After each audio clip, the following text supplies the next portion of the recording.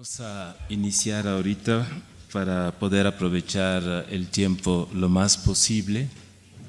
Antes que nada, pues nos sumamos a los agradecimientos a todas las personas y instituciones que hacen posible el CITAC, este intercambio de ideas.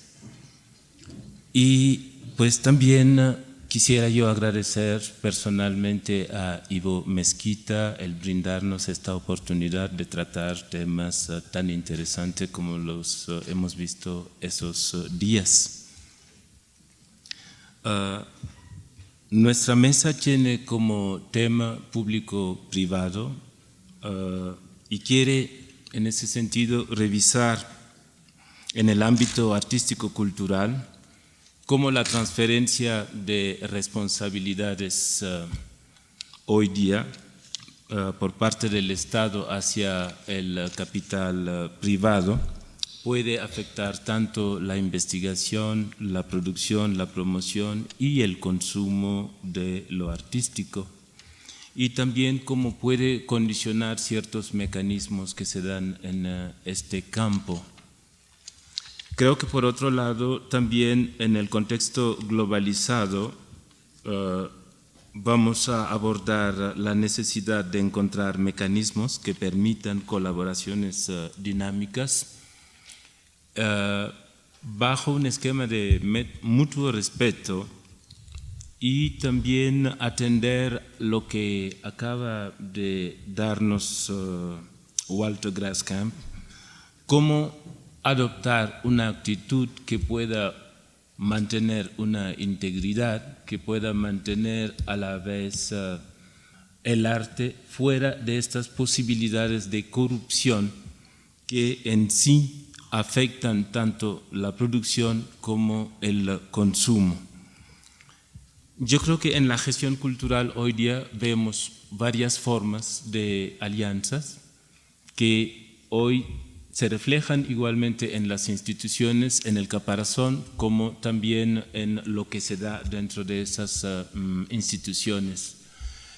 Por un lado, la búsqueda de alianzas ha generado el patrocinio como un modelo que tanto el Estado como la iniciativa privada ha manejado, y esto da también a la creación o al diseño de modelos y estándares que van paseando de un lado al otro en países que antes no lo aceptaban, como los países en donde el protectorado del Estado en cuestiones culturales predomina sobre la injerencia del capital privado dentro de la gestión cultural. Y vemos como una zona, un intersticio medio indefinido, medio indeterminado, que se presta a muchas manipulaciones, a veces distorsiones, y también como una forma de cooptación de ciertas fuerzas en el medio artístico. Entonces, hoy día lo transnacional, lo multinacional, puede permitir que ese tipo de patrocinio vaya generando ciertos modos que van teniendo influencia o tanto en el consumo como en la producción del producto artístico.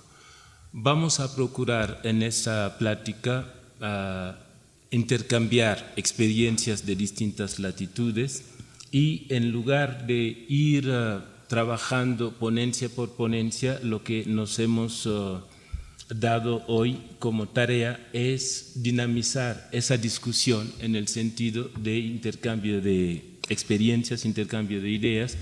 Por eso pensamos de que, bueno, en este caso vamos a primero iniciar con José Francisco y posteriormente pasaríamos la palabra a Rina y posteriormente pasaríamos a Corinne la palabra.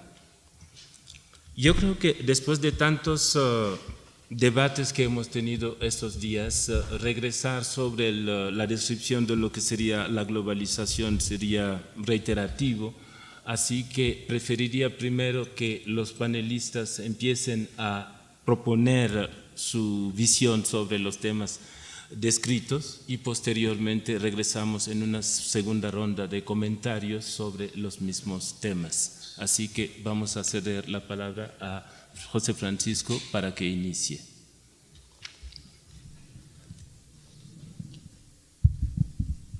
Muchas gracias, Eri. Quiero agradecer en primer lugar a los organizadores del CITAC, a Ivo, esta invitación. Y bueno, aclarar que mi punto de vista será seguramente en esta mesa el que se ubica desde una cierta cómoda distancia, el que da la academia, no como un creador artístico, sino como alguien que puede percibir los fenómenos, pero que no está directamente relacionado con ellos. A mí me va a interesar en esta breve exposición tocar algunos puntos que se han discutido durante los días pasados y me voy a concentrar en especial en esa institución privilegiada para el arte que es el museo, que sabemos que surge como una institución privilegiada dentro del discurso social. Traigo algunas imágenes que tratan de ejemplificar lo que quiero comentar y se trata sobre todo de preguntas con la idea de que podamos recoger después una discusión más rica y más profunda.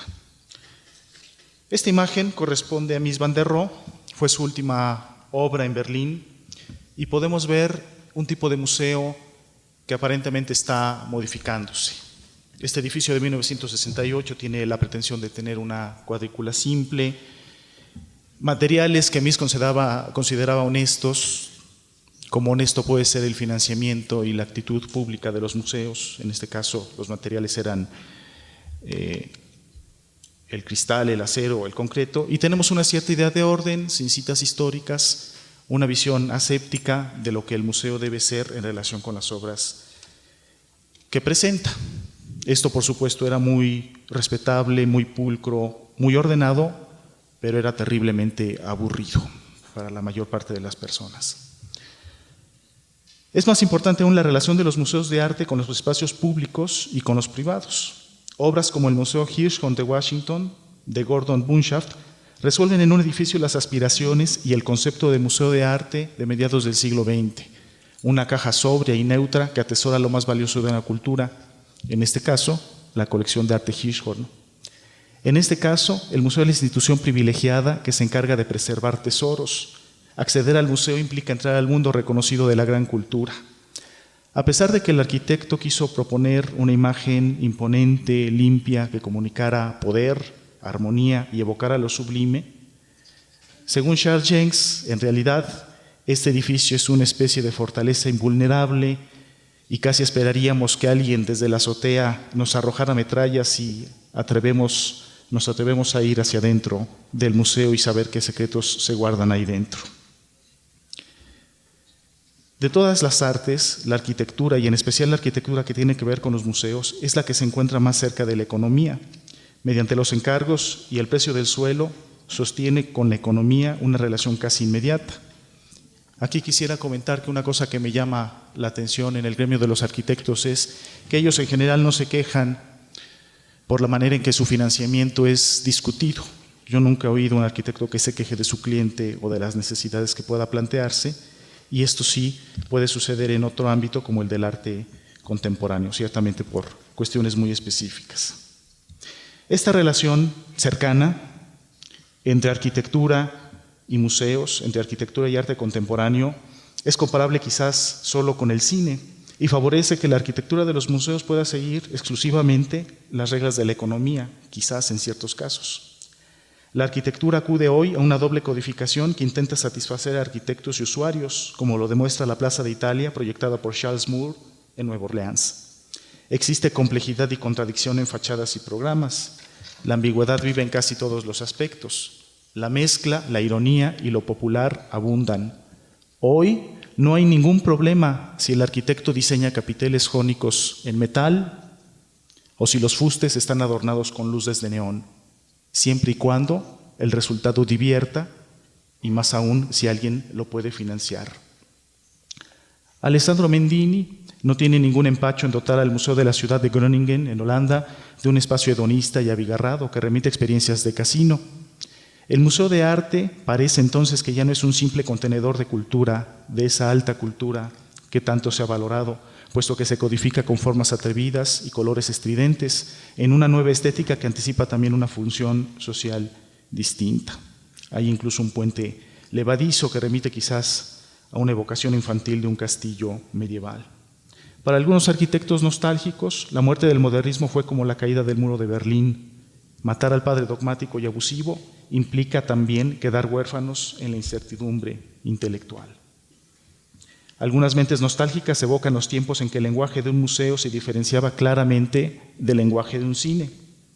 Los museos de arte se convierten, parece ser, cada vez más en complejos culturales interactivos, una mezcla de centro comercial y feria con montaña rusa típica de Disneylandia.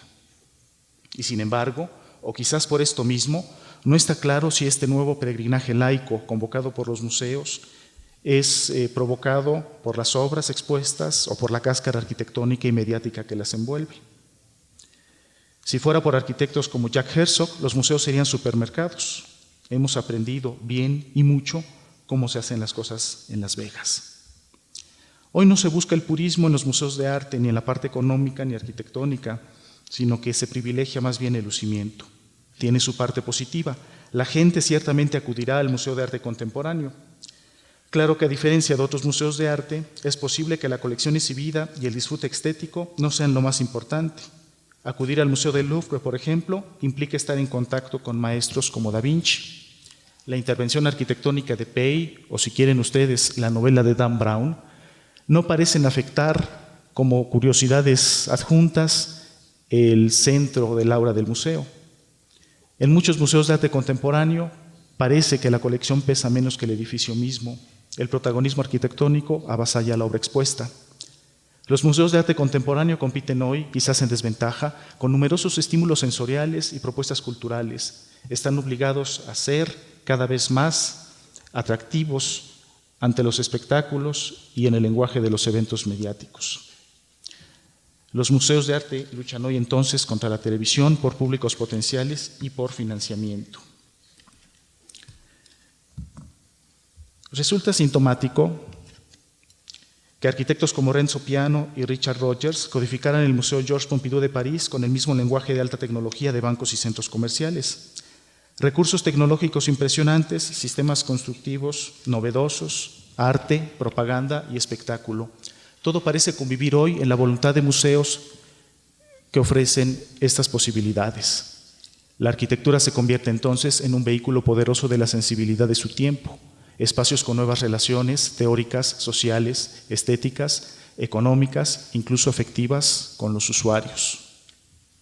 Este es, por ejemplo, el proyecto para el Museo Guggenheim de Guadalajara, del despacho de Asymptote, que no fue elegido finalmente, pero que responde a la misma necesidad de espectacularidad y de atracción de una imagen en que el edificio es un vehículo poderoso de seducción. Los museos de arte integran expectativas, voluntades y deseos de las sociedades contemporáneas, evidentes hoy gracias a una notable riqueza de medios técnicos y económicos. Los museos del siglo XXI relacionan universos disciplinares complejos, teoría de la arquitectura, historia del arte, artes plásticas, comunicación institucional, procuración de fondos, para traslapar propuestas y significados. Un primer gran museo, conceptualmente ya del siglo XXI, el Guggenheim de Bilbao, proyectado por Frank Gehry, ofrece interiores y fachadas muy alejadas de la caja blanca, cautelosa y funcional que proponía la arquitectura moderna, gracias a enormes masas de titanio. El metal cambia de color con el momento del día y con la lluvia de Vizcaya. Peter Krieger analiza la película 007, El mundo no basta, en donde aparece brevemente una vista del museo. Dice Krieger, los espectadores ven en la escena inicial un shot breve del nuevo Museo Guggenheim, pero no tiene mayor importancia simbólica en el guión, simple y llanamente sirve como decoración. Aún más, como el product placement de marcas como el reloj Omega, el coche Z3 de BMW o la tarjeta de crédito Visa, porque la imagen del Guggenheim aparece en segundos como marca registrada. De esta manera se cumplen los deseos de los políticos locales que intentaron atraer el turismo internacional con edificios espectaculares, con signature architecture, pero se pierde la calidad escenográfica de esas arquitecturas. Es una verdadera lástima que se haya desaprovechado la ocasión de que James Bond se perdiera en el laberinto metálico de constructivista del nuevo Guggenheim. Desde el gabinete del doctor Caligari no existió otro espacio fílmico tan adecuado para producir tensiones como el polémico edificio de Frank Gehry. Fin de cita. Un cartel publicitario de José Cuauhtémoc Terán muestra una estrategia similar. De este modo, el Guggenheim de Gehry es el objeto del deseo formulado por la Oficina Española de Turismo para atraer turistas mexicanos. Los museos Guggenheim, que estoy tomando como modelo de discusión en este caso, parecen funcionar como franquicias similares a McDonald's, dicho sin ofensa. Hoy eso no es peyorativo, como nos han enseñado entre otros Venturi y Jenks. La Fundación Guggenheim cuenta con sucursales en Bilbao, Berlín y Las Vegas, más la colección Peggy Guggenheim de Venecia. Sabemos que próximamente Gehry ampliará la franquicia hacia un sitio exótico en el mapa cultural como lo es Dubái. En todos los casos, la cadena elige una ciudad que respeta rigurosamente la personalidad de la marca. Resulta esencial también elegir un arquitecto famoso que vincule su prestigio personal ante un edificio resplandeciente. De este modo, Rem Koolhaas eleva a Las Vegas a una categoría cultural inédita. En 2004, Héctor Zamora construyó una vivienda efímera con entrada particular en el Museo Carrillo Gil. La obra se llamó Paracaidista, Avenida Revolución 1608 bis. La esfera pública invadió, con la anuencia del museo, el recinto particular en un texto visual tridimensional que construyó una estructura alrededor de la estructura original sin recargarse en ella. Los materiales empleados habitualmente en los asentamientos irregulares fueron también parte de la codificación de esta obra. A mí me parece interesante la recepción. Cito brevemente a Graciela Schmilchuk, que dice: ¿qué diferencias hay entre Paracaidista y los miles de casas de láminas hechas en el país? ¿Qué separa a estas de las estructuras ligeras que Héctor Zamora construye para ganarse la vida? Varios factores: la intención, la complejidad técnica de la realización, el carácter simbólico de la localización, el costo, unos $40,000, y el hecho de que, aunque real, el uso resulta innecesario. Fin de cita. Después, Schmilchuk hace una serie de entrevistas a las personas, descubre que muchos no conocían en realidad la función del Museo Carrillo Gil, incluso siendo vecinos de él. Dice ella: la intervención fue muy visible y despertó curiosidad en todo el mundo. Fue identificada claramente como una construcción de lámina con diversas interpretaciones sobre su posible uso. Desde una perspectiva estética, aunque sin que menguara la curiosidad, un 26% de los entrevistados consideró feo lo que veía.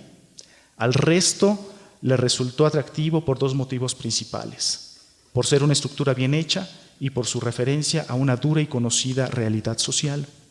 Las asociaciones no se hicieron esperar y fueron de lo más disímiles: el pueblo natal, el pasado, el propio hogar, una casa de provincia, una discoteca, un teatro reciclado, una vivienda en un lugar remoto, la India quizás, un capullo, un palomar, una colmena, un panal, el arca de Noé. Todo esto vio la gente en un proyecto en donde en apariencia la parte pública invade a la privada, pero donde ciertamente también hay un financiamiento importante y un cambio en la imagen del Museo Carrillo Gil, que además fue muy interesante por los riesgos que implicaba. Otra opinión que me interesa mucho rescatar, de Francisco Reyes Palma, que anda por aquí del lado derecho del teatro, también me resulta importante en lo que quiero destacar. Lo cito. Dice Reyes Palma: Zamora colocó sobre la fachada del museo un tablero con el permiso de construcción y otro con el título de la obra, especie de texto de sala y cédula de obra. Asimismo, ese número bis recuerda las viejas vecindades urbanas y las llamadas ciudades perdidas. Nuestro Guggenheim local, funcionalista, con rampas a la entrada y en cada nivel, fue replicado por el artista invasor, quien proyectó el acceso a su morada a partir de pronunciados declives de madera, pero con pequeños travesaños para no resbalar. Gonzalo Ortega, curador de la muestra, señala en la hoja de mano que los servicios de agua y luz serán extraídos del museo. Fin de cita. Más adelante, Francisco Reyes Palma establece también: el carácter de huésped invasor de un espacio protegido por leyes de monumentos y sitios patrimoniales hace que Zamora negocie los límites de su transgresión. Sin lugar a dudas, la gestión con las autoridades para obtener el permiso de utilizar el exterior del edificio constituyó la parte más compleja y tortuosa. El proceso de negociación para contar con el aval de ingenieros calculistas y arquitectos consumió varios meses, incluido el tiempo en que se mantuvo clausurada la obra. No obstante, se tenía el pleno respaldo del museo, las mediaciones acabaron por convertirse en parte sustancial de la obra y en parte de su contradicción misma, pues originaba a un paracaidista sin riesgo de desalojo violento.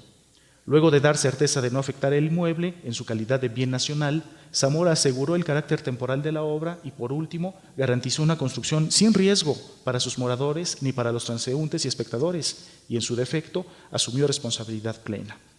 El conjunto constituye un dispositivo de ingeniería con un diseño estructural ligero de 6 toneladas más otras 3 de la cubierta que evita la afectación de la fachada del museo constituida por falsos plafones, es decir, sin capacidad de carga.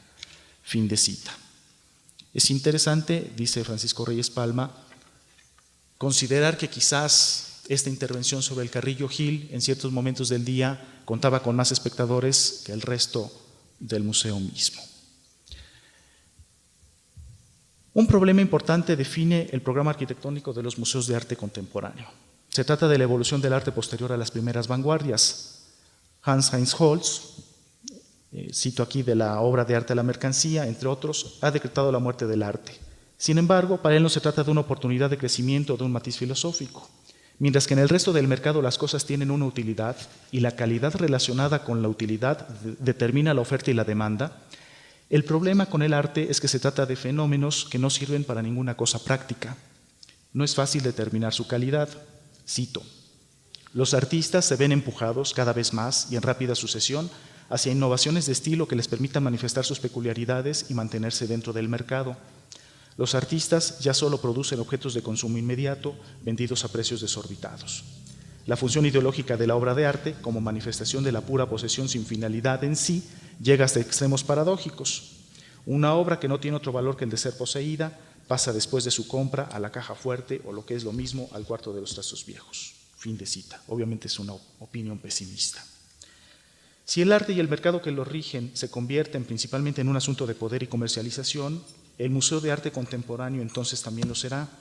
Ante un hipotético vacío especulativo en la codificación del arte contemporáneo y su relación con el público, solo la arquitectura se impondría en la ausencia de significados. Esta afirmación, radical si se quiere, implica un hecho. Hoy el Museo de Arte Contemporáneo debe lidiar con la imposibilidad real de predecir el futuro. Es punto menos que inútil aventurar qué imperativos resolverá un museo de arte en, digamos, 2040. El Guggenheim de Nueva York, joya organicista de Frank Lloyd Wright, demostró su carácter obsoleto ya desde su inauguración en 1959. Así, las compresiones de César, por ejemplo, hechas con automóviles prensados y apilados para sugerir características formales basadas en el azar, sometían a los pisos y losas a esfuerzos de varias toneladas por metro cuadrado y requerían maquinaria especial para su colocación. Frank Lloyd Wright no pudo prever en su momento semejante reclamo arquitectónico. Para Jorge Agostini, no solo el espacio virtual de los museos está en evolución, también sus espacios reales se están modificando. Audaces proyectos museales atraen al espectador por el prestigio del arquitecto, por los espacios, por la promoción de los gobiernos municipales, estatales y nacionales que patrocinan la obra, y quizás también por las colecciones albergadas. Los museos se han convertido en hitos que identifican ciudades enteras y se convierten en sus principales destinos turísticos. Sin embargo, esta seducción tiene su costo. La creación individual da paso a los museos de autor, y aquí Santiago Calatrava sería un buen ejemplo. Como en el cine, dice Agostini, los museos cuentan también con un star system arquitectónico. El edificio es el museo la principal pieza que posee y en ocasiones la única pieza. Se concibe el edificio museal como un monumento por su exterior y como un gran espacio turístico por su interior. Los arquitectos del Star System, ávidos de autorrealizarse a través de su obra, desatienden los consejos de museólogos y expertos en la opinión de Agostini. Solo algunos arquitectos explicitan un interés por la protección de las colecciones, consideran el contexto urbano y se preocupan por el medio ambiente, con énfasis en el control del consumo de energía y la menor generación de basura. Tras un año de discusiones alrededor de la posible construcción del Museo Guggenheim de Guadalajara, se invitó a 3 despachos importantes, Enrique Norten, Jean Nouvel y Asymptote, para ofrecer una solución del programa. Este proyecto a mí me parece interesante, para ser sincero, siempre he sido muy crítico respecto al resultado de Enrique Norten, por mi formación, que es a lo mejor un poco anticuada en este sentido, pero quisiera destacar algunos aspectos que me parecen interesantes del proyecto. Uno es que está construido sobre un espacio público que es una plaza en la ciudad de Guadalajara, como se puede ver en esta previsión. Guadalajara es una meseta que termina de golpe en una barranca, la barranca de Oblatos, que cae 700 metros, casi a plomo. Y lo que propone Norten es devolver de inmediato el espacio público a la ciudad. Actualmente esta plaza es poco visitada, pero seguramente con la construcción del Museo Guggenheim, prevista para estar terminada en 2010, se convertirá en un foco de atracción. Aquí es interesante analizar también las reacciones respecto al financiamiento de la obra, las resistencias que han existido desde la parte arquitectónica, pero también desde la parte cultural. El proyecto consiste en una torre translúcida de 180 metros, compuesta por volúmenes irregulares con intersticios que servirán como puentes de reunión. El programa incluye salas de exposición, restaurantes, cafeterías y tiendas. Y Enrique Norten, entre otras cosas, lo que hizo fue hacer un recorrido por los otros museos Guggenheim, percibir los requerimientos técnicos y las dimensiones y asegurarse que su edificio los tuviera todos. Entonces, existe, por ejemplo, una gran sala que es una emulación del Guggenheim de Bilbao, que si recuerdo bien tiene algo así como 70 metros de largo y que intenta responder a las necesidades futuras del gobierno o del museo. Los gobiernos nacionales, regionales, municipales han sabido obtener beneficios económicos y visibilidad a través de sus museos en la lucha por destacar en la oferta cultural y artística y comercial. Los concursos se convocan principalmente por arquitectos renombrados y se crea una necesidad mediática de visitar las nuevas obras. Los museos de arte del siglo XXI parece que defenderán cada vez más una feroz individualidad a ultranza. La arquitectura, que sirve como medio publicitario para estos museos, se convertirá entonces en emblema de poder, bienestar y progreso. Si Venturi, Isenur y Scott Brown exportaron al mundo la idea de que los edificios de Las Vegas eran anuncios enormes, queda entonces claro que los museos de arte contemporáneo pueden ser también un enorme mensaje publicitario. Los centros comerciales y sus pulsiones de consumo parecen vivir dentro de los museos de arte contemporáneo. Aquí la pregunta que me parece importante destacar es dónde termina el fetiche y dónde comienzan el arte y la arquitectura en estos inmuebles atractivos, llenos de seducción y que son capaces de comunicar y evocar con vehemencia expectativas, ilusiones, identidades. Gracias.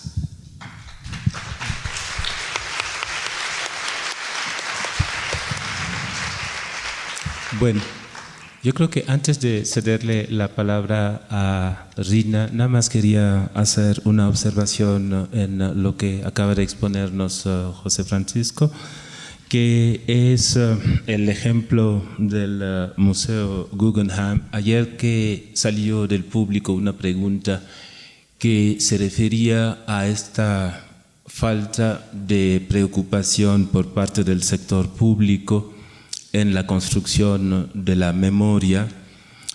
Me pregunto cómo es posible que dentro de las prioridades del país exista la necesidad de contar con un Guggenheim cuando muchos museos todavía están lamentando el hecho de que hace 30 años o más que no cuentan con presupuestos de adquisición sobre lo que está aconteciendo en México. Entonces me llama la atención cuando Walter Graskamp estaba hablando en la mañana de la necesidad de recetas homeopáticas, pues yo me pregunto si no hay en esta relación público-privado una especie de esquizofrenia que hace que los papeles se vayan cambiando siempre. Y en el caso del Guggenheim, pues yo creo que es un ejemplo que Bilbao nos ha dado una lección, los vascos podrían testimoniar del efecto, pero es de preguntarse si realmente México hoy día necesita este tipo de aparato y cómo insertarlo en el circuito que pretende un poder corporativo tan fuerte como es la Fundación Salomón Guggenheim.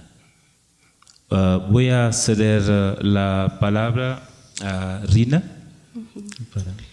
Buenas tardes. Quería agradecer a Ivo Mezquita por la invitación y también a los organizadores del CITAC que nos han tratado tan bien durante todos estos días. Yo voy a hablar brevemente porque en conversación con Eri y con Corín decidimos que queríamos también dejar tiempo para dialogar con el público y dialogar entre nosotros en vez de estar haciendo presentaciones demasiado formales. Y básicamente yo vengo del campo de los museos, sé que mi experiencia muy diferente, bueno, también fui profesora universitaria, he sido muchas veces, pero mi trabajo principal ha sido siempre en el campo de los museos. Voy a comenzar con una breve introducción y voy a hablar de mi propia experiencia con instituciones públicas y privadas con las cuales he trabajado como curador o como directora a lo largo de mi carrera. Dos de las preguntas más apremiantes hoy en día para los que trabajamos en el campo del arte son cómo financiar la cultura y la práctica artística, cómo conseguir financiamiento sin comprometer la misión, programas y proyectos de las instituciones en las que trabajamos. Uno de los grandes cambios de las últimas décadas ha sido la redefinición de los ámbitos públicos y privados, donde los límites entre arte, comercio y promoción se han hecho cada vez más tenues y ambiguos. Por otro lado, uno de los asuntos más problemáticos que enfrentan las instituciones culturales en este momento es la estrecha dependencia que éstas tienen, ya sea del patrocinio gubernamental, privado o corporativo que reciben, y de los vínculos que esto genera de dependencia. Subsecuentemente, las limitaciones y los problemas éticos que esta relación plantea para la institución. Todas las instituciones culturales en las que he trabajado han estado y están sometidas a grandes presiones relacionadas directamente con la naturaleza y fuente de su financiamiento y al impacto cualitativo que sus patrocinadores, ya sean gubernamentales o privados, ejercen o intentan ejercer sobre los programas y las políticas culturales de la organización. No siempre mis metas como profesional responsable de salvaguardar la legitimidad de los programas y misión de la organización han concordado o concuerdan con las metas de los patrocinadores. Por otro lado, muchos de los logros que he podido alcanzar en favor de estas instituciones ha dependido de mi capacidad de negociar y mediar con astucia estos problemas para encontrar soluciones que protejan la integridad y legitimidad de las exhibiciones y programas de estas instituciones. De más está decir que no siempre el resultado ha sido exitoso y que parte del ejercicio profesional en el campo cultural está en seguir intentando hacer el mejor trabajo posible en medio de sus grandes dificultades. Dada la enorme amplitud de estos temas que tenemos en esta mesa hoy, decidí que la mejor manera de abordarlos es de mi propia experiencia y voy a contarles un poco el tipo de censura y intervención que he tenido que experimentar en distintos tipos de instituciones, porque yo siempre he tenido la fantasía que la grama es más verde del otro lado. Siempre me pregunto cómo será trabajar en Europa, por ejemplo, donde los museos reciben mucho más dinero del Estado y a lo mejor esto viene con menos compromisos, por ejemplo, que en Latinoamérica. Yo soy venezolana, me eduqué entre Venezuela y Estados Unidos y he ejercido la mayor parte de mi carrera entre Nueva York y ahora en Miami, pero regresé brevemente por 4 años a Venezuela a dirigir una institución estatal, que es el Museo de Arte Contemporáneo. Entonces trabajé en un museo venezolano, nacional. Trabajé también dirigí las Mason Gross Art Galleries de la Universidad de Rutgers, que es una universidad estatal en New Jersey, muy conocida por sus ideas progresistas. Y también trabajo ahora en un museo que tiene una condición completamente diferente y no menos problemática, que es una institución en Miami, se llama Miami Art Central, y que recibe financiamiento, gran parte de su financiamiento, un 60%, de una fundación privada. Cuando me desempeñé en Venezuela como director de un museo del Estado financiado con fondos públicos, enfrenté un sinnúmero de presiones políticas del gobierno en exhibiciones, programas y adquisiciones. El museo recibía fondos, además, de algunas corporaciones, financiamiento que siempre venía con condiciones. Años después dirigí la Mason Gross Art Galleries, las cuales son parte de la Universidad de Rutgers. Entre algunos de los proyectos que estaba organizando, o comencé a organizar, fue invitar a Catherine David, curadora de Documenta 10, a presentar un compendio de 3 de sus exhibiciones llamadas Interpretaciones Árabes del Mundo Contemporáneo. Esta exhibición revisaba aspectos específicos de la cultura de varias ciudades del mundo árabe desde la perspectiva de sus propios artistas e intelectuales. La exhibición, que contaba con el apoyo de los académicos de la universidad, fue vetada por el decano en miras de las polémicas que podría crear con los patrocinantes hebreos de la universidad y con el gobierno republicano estatal que financiaba la universidad. También para esta universidad organicé un proyecto de investigación y exhibición que involucraba artistas, investigadores de las ciencias sociales, urbanistas, geógrafos urbanos y activistas. Este proyecto tomaba como punto de partida la ciudad de New Brunswick y la situación étnica y urbana de esta ciudad. Era una ciudad donde la universidad se ubicaba con 50.000 estudiantes y con la cual tenía realmente solo una relación periférica y de uso. Pero en realidad yo me preguntaba, ¿qué hacemos nosotros con un museo en esta ciudad que no está sirviendo a la ciudad? Está solo sirviendo al público estudiantil. Entonces intenté establecer puentes con la situación local donde estábamos ubicados y tratar de crear este proyecto como un tipo de estudio entre los mismos académicos de la universidad y gente que invitamos de otras partes de los Estados Unidos y los propios activistas de los grupos étnicos minoritarios que habían sido desplazados por los especuladores de bienes y raíces que habían transformado completamente la ciudad. El proyecto recibió muchísimos fondos, contamos con grandes académicos que han trabajado el problema urbano y además invitamos artistas cuyo trabajo tiene que ver con la ciudad, con la gente de la ciudad, con la historia, con la arquitectura y involucramos a todos los activistas de las distintas comunidades de New Brunswick. Conseguimos muchísimo dinero para este proyecto, inclusive para pagar las investigaciones de los académicos. La idea no era que el final iba a ser una exhibición de arte, era más bien un proyecto de una escala mucho mayor, donde se iba a producir investigación, pensamiento nuevo sobre este asunto y además la exposición sería simplemente una cosa más de todo lo que se iba a producir allí.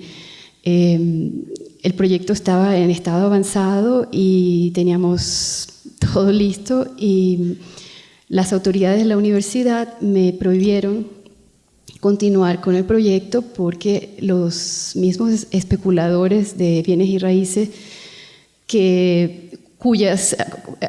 empezaron a descubrir, se hizo toda una arqueología de la historia de la ciudad y se empezaron a encontrar cosas terribles. Y este material, por supuesto, formó parte del estudio y la universidad encontró que esto era muy complicado porque ellos necesitaban el dinero de estas compañías de bienes y raíces y corporaciones y suspendieron el proyecto.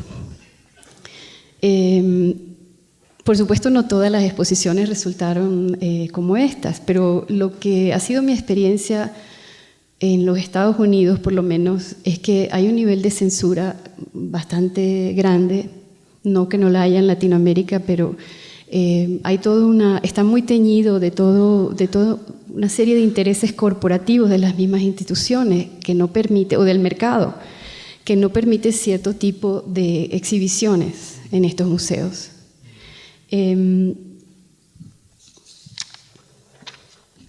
La institución que dirijo en este momento es también una institución delicada, es un museo sin fines de lucro en la ciudad de Miami, financiado por una fundación privada y del cual recibimos el 60% directamente y el resto tenemos que buscarlo a través de entidades gubernamentales, estatales, nacionales, fundaciones y corporaciones.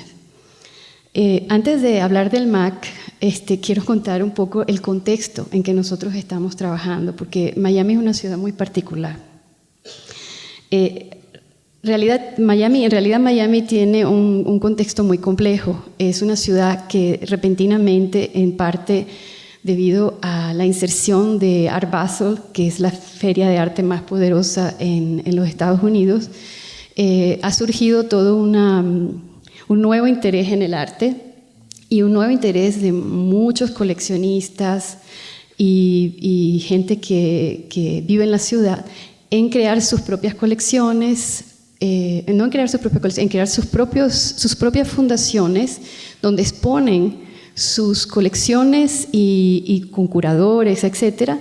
Pero es un fenómeno muy típico de Miami. Estas mismas fundaciones no dan ningún dinero para ayudar con las organizaciones estatales que están muy empobrecidas, porque en realidad el apoyo gubernamental en Miami no es bastante notable. Y en Estados Unidos, como probablemente ustedes saben, ha habido y hay una tradición filantrópica muy importante, pero en Miami esta tradición parece estar desapareciendo. Entonces se ha creado como una nueva realidad, que es la realidad de los coleccionistas, de las instituciones privadas que estos coleccionistas han fundado. La nuestra no muestra la colección de la fundación, pero tiene, por supuesto, toda la familia, ¿verdad?, en la junta directiva y amigos de la familia. Entonces, la institución está haciendo un papel bastante importante, yo creo, en la ciudad. Estamos recibiendo mucho reconocimiento, la gente está muy contenta por el trabajo que la institución está haciendo, pero la institución sigue siendo muy frágil. ¿Por qué? Porque la línea entre una institución que no se sabe ciertamente si es una un museo de una persona o de la ciudad, deja a la gente con interrogaciones. Entonces, el trabajo que yo tengo que hacer en este lugar es un trabajo también de mediación y de tratar de proteger en cierta manera la institución de este tipo de problemas y defender también la autonomía del proyecto, buscando dinero fuera, tratando de independizar lo más posible el museo de la propia fundación de cual recibimos el dinero. Todavía no sabemos, ¿verdad?, qué es lo que va a surgir, qué va a suceder con este museo. Seguimos creciendo, haciendo proyectos que nunca se habían hecho en Miami, colaborando con museos en distintas partes del mundo, cuestionando también el tipo de proyectos que se hizo en Miami hasta hace muy poco, trayendo exposiciones polémicas, pero en realidad todavía no sabemos cómo vamos a lograr esta independencia de la institución.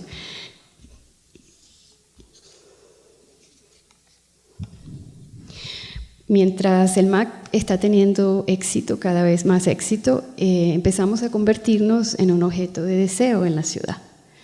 Entonces, conseguimos más dinero del gobierno, de fundaciones, más independencia de la fundación que nos ayuda, de la fundación familiar que nos ayuda, pero entonces ahora tenemos toda una serie de corporaciones con intereses en Miami que quieren asociar su nombre, su brand, entre comillas, al nuestro, porque nos ven como un lugar que puede permitirles conseguir el tipo de imagen y visibilidad que en este momento les interesa en una ciudad donde ahora hay mucho dinero. Y el problema entonces viene de que esta independencia que estamos tratando de ganar de la propia fundación que nos fundó, estamos otra vez tenemos que otra vez defenderla con vamos a decir, las corporaciones que nos ofrecen dinero también vienen con sus condiciones. Entonces hay todo un proceso de negociación en este tipo de patrocinio, y mi pregunta es, ¿lo hemos podido hacer? ¿Seguiremos intentando hacerlo? Pero ¿hasta qué punto nosotros tenemos esa independencia que estamos soñando, aun cuando tuviésemos independencia de la propia fundación que nos fundó? Es como un problema que es como caminar en miel. Es un problema que nunca se resuelve. Entonces, en cierta manera, el papel de las personas que trabajamos en este campo, que creemos que hay que defenderlo, estamos constantemente enfrentándonos a este tipo de dilema. Y para terminar, yo quisiera decir que en realidad esto es parte del reto de este trabajo que hacemos, y siempre tengo ilusión de hacer el trabajo que hago, y me parece que estas situaciones de riesgo son siempre una posibilidad de hacer algo significativo por el tiempo que sea posible, y que esto hace realmente que valga la pena todo este esfuerzo de negociación constante que nos requiere como profesionales. Gracias.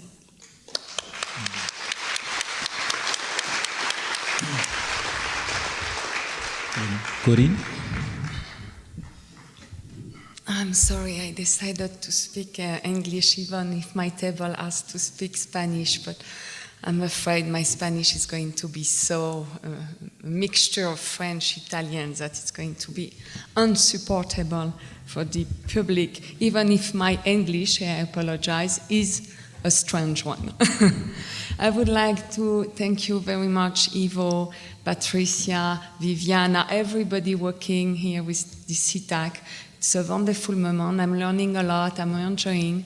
And even if we are in Mexico City, which is, at least for us, I think, a wonderful place to be, I don't miss too much not to be in the city, but to be here, because I think something are being said very good, and which maybe give us some energy.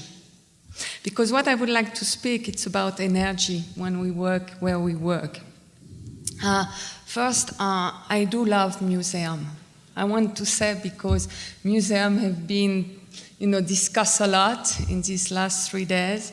And I like being in a museum, I like working in a museum, I like defending museum, I like rethinking museum, and I'm always fighting with museum at the same time.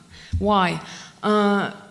Because I think a museum, I'm not going to go back to the history of a part of European museum, because it would be too long, but I have been working now for 7 years directing French museum not in Paris, but in what in France we call ville de province.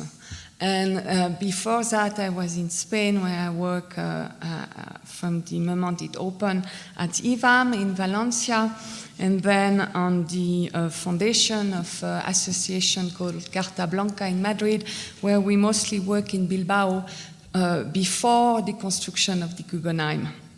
Introducing certain dialogues with artists, architects, and politicians of the city of Bilbao about the situation. So before to speak more on one thing is, what is a museum today? Can we say what is a museum today?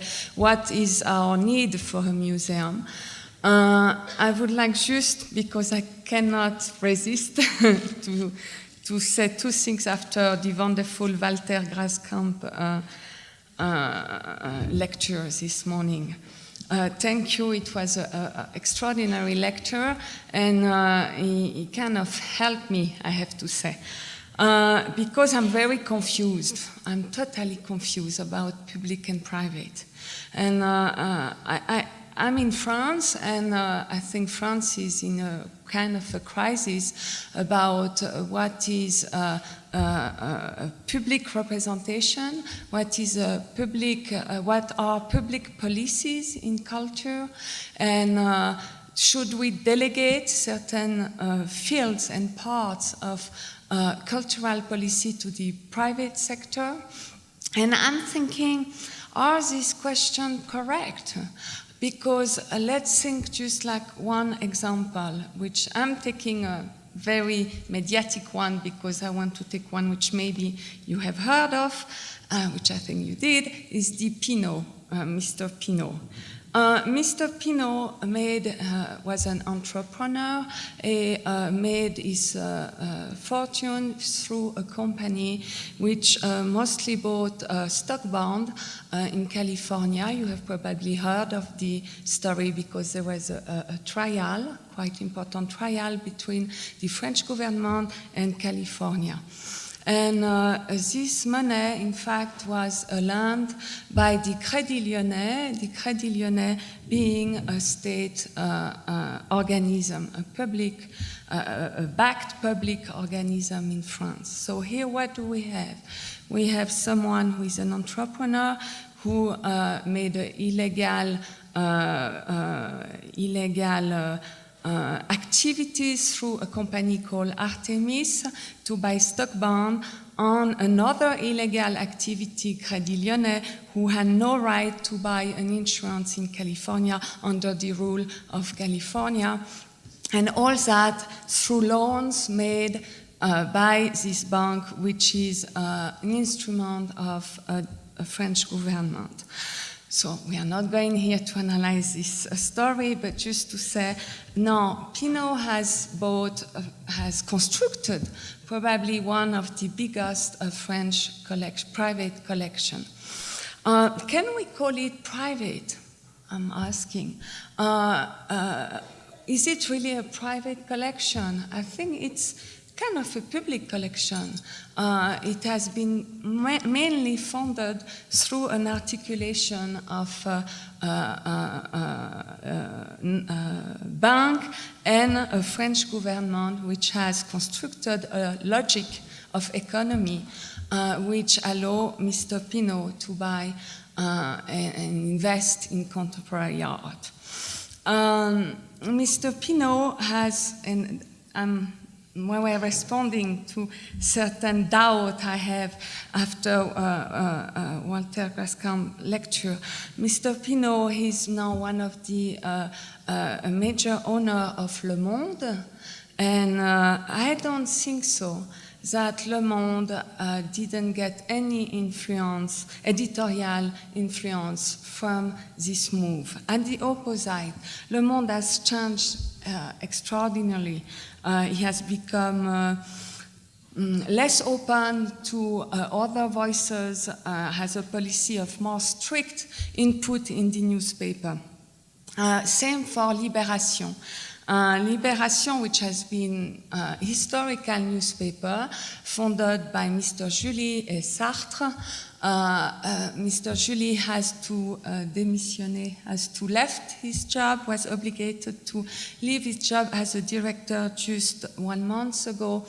Mr. Rothschild has, you may know, bought this newspaper and asked Mr. Julie to leave as being incompatible with how he wants to see the future of Libération. So I'm just telling this fact to say I'm very confused. I'm extremely confused about today what is public, what is private, and where do we stand, where do we put our foot in the public institution. Saying that, I do want to fight for public institutions. I believe they are extremely important. I believe to have cultural public policies is fundamental, not in order to say we cannot work with the private sector, but to have certain definition, certain construction of field where negotiation, and I like this term, where certain things can be construed and clearly mention in which kind of relationships are we between the private sector and certain policies and involvement of public fund. No, I want to go back. I just wanted to say that as a kind of need to say that. The museum, okay, we can speak a lot about the architecture of museum, and it is definitely a big question today, because we know that a lot of funding goes in the question of the buildings and not so much of what do we put in the building. And probably for sure, as it came out many times, the Guggenheim of Bilbao is a perfect example, but the Guggenheim of Bilbao has many other agendas, which was not to question what is a museum today in Bilbao, but what is it to transform Bilbao from an industrial situation with a very strong pressure from the working communities of how to reassess a projection, a representation into the city. But I would like to go in the walls. In the walls that a museum used to be, should it still be, a place where there was a collection, where there is definite involvement in making enrichment of this collection. Even, I would say, good, if we can say bad or good museum historically always engage themselves in buying contemporary art of their time, and that has proved to be the way to construct a large and important collection. From these facts of, we said, take care of a collection, the question of research, of investigation came. And museum used to be a place where people were paid to spend a lot of time to investigate, to spend a lot of time to find the way to transmit the result of this investigation. I think today, and I would be so glad to be contradicting that, we are not allowed to spend time, money in investigation in museum. The question of diffusion, of transmission and diffusion, goes through the parameter of mediation. And the politicians today, in their assessment of museum, are thinking museum has a cultural affect to fulfill fast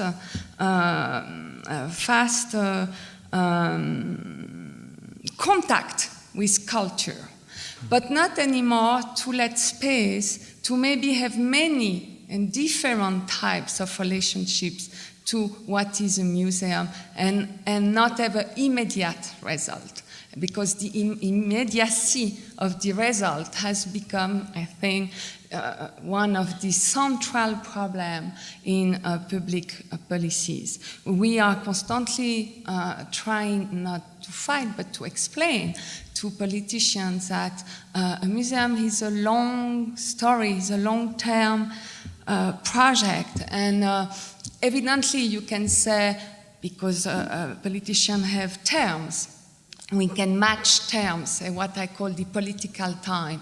But museum time has nothing to do with political time. And we have to dissociate this effect of fact results. And in that, I'm not surprised that today it is much more easier to get funding, public funding money for a biennial. We know, at least in Europe and in Asia, how many biennials we have today. I mean, like every month we learn of a new biennial, a biennial totally plan in the public policy of the city or the state, or I don't know. But it has become extremely difficult to ask money for running on a long-term project an institution. So why? Why? I think it has to do with what I said earlier, but maybe also because museums have not succeeded to change their structures. And I know I was very interested to learn from Ivo that the Pinacoteca of Sao Paulo is totally changing its structure of functioning structure, administrative structure. And in France, as I have to take an example, in France we have inherited of a very old administration. And this administration comes from a very central system with the belief that everything has to be controlled through this nomenclatura of administration. And politicians today are very afraid to let it go. They know something has to be done. They know we have to. Diderot was, because he died some years ago, an extraordinary artist, born in Germany, who was moved to Switzerland during the war and spent time after between Switzerland and Iceland, among other places. And for the last years of his life, we didn't really saw exhibitions in museums. He was kind of an important German artist of the post-Second War generation, and there was no big show. He died, and we had this extremely important exhibition, the retrospective of Diderot, which traveled, started in Basilea and the MoMA. Why? Because museum could not deal anymore with Diderot. The construction, even Centre Pompidou, Centre Pompidou is, we can say, a young museum, was constructed with the setup of being a place pour la création, in a direct relationship of the needs and the condition for the production of art. Even Centre Pompidou could not deal anymore with Diderot, because Diderot was taking absolutely every component of what means to make a show, evidently all its economy, all the working force, who works when we make a show, which go from the students, which often is not paid and fulfill the job of other people, but by restriction of jobs, to administrator, director, patrona, etc. So he wanted to kind of act through the entire structure of museum. So evidently, it's impossible. Museum protects themselves as public institution. They don't want to be shaken in their structure. So what I'm trying to say here is we do, at least, I think I'm not the only one, for example, in France today, we feel we have responsibilities, enormous responsibilities, to stay in the museum and not go to stay in the public institution, but to find the way to articulate juridical, economical, scientific programs that reassess the museum as a real need as a real actor amongst others in the cultural field. Maybe that's what I wanted to say. Right? Bueno, gracias, Karina.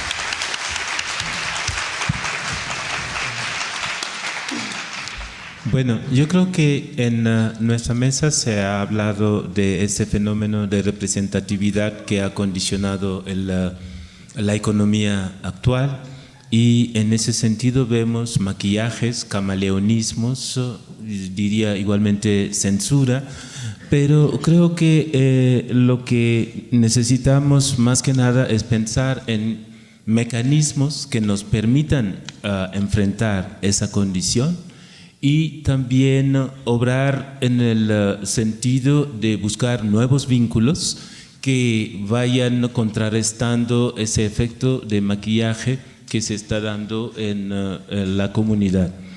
De alguna manera, hablando del fenómeno del museo, yo creo que hoy es perder tiempo preguntarse qué es el museo, sino más bien qué puede ser el museo ante una situación como la que estamos viviendo.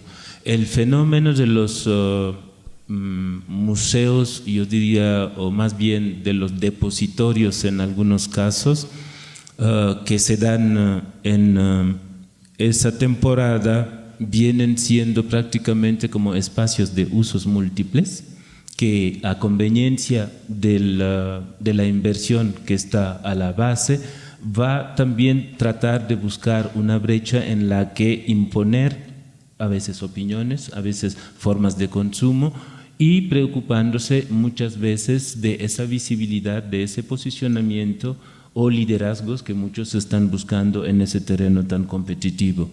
Entonces, en ese sentido también hay otro problema que yo quisiera que nos abocáramos a estudiar un poco, es si la visibilidad es la que predomina en las solicitudes de los patrocinadores o los que financian la cultura, ¿a dónde queda la actividad de la investigación académica, la actividad entre académicos y artistas?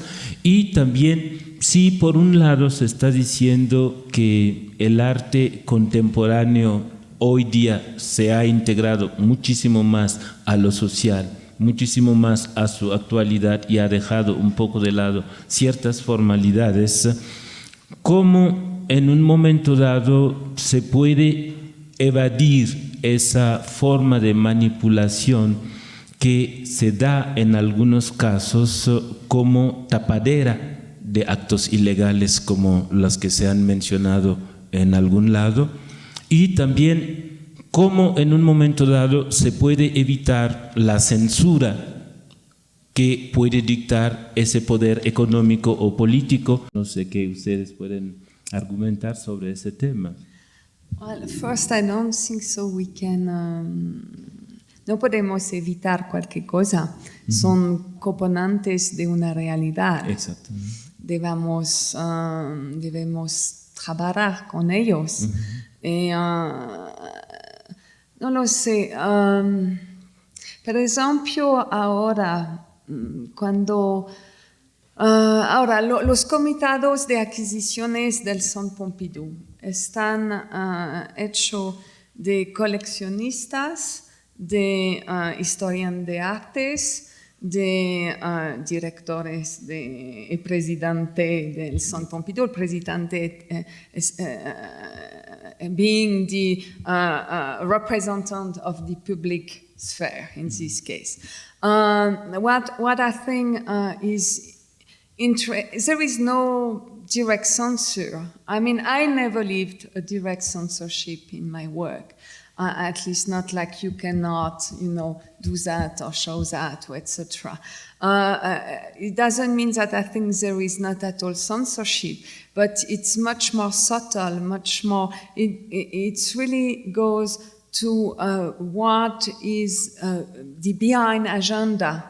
And how certain movement of programmation, of institution, can slightly disturb this behind agenda and therefore not being welcome, let's say that, being very polite. But I would say that where it becomes a little problematic, it's when in a committee you have at the same time, a person which is part of the committee has a discussion what is being bought or not, and at the same time this same person represents a company and give money in the acquisition common pot.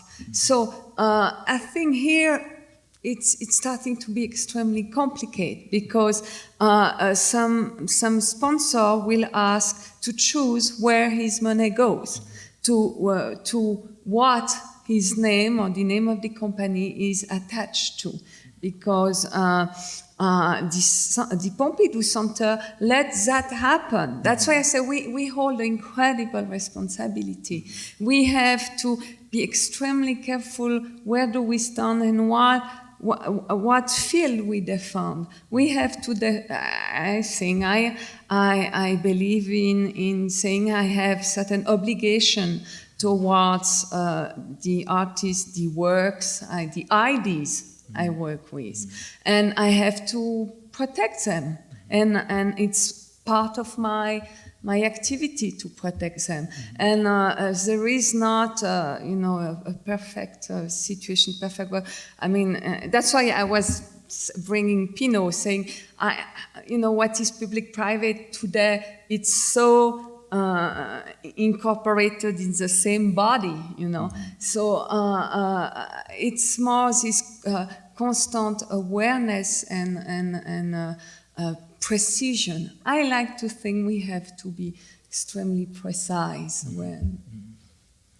Rina, ¿quieres comentar algo?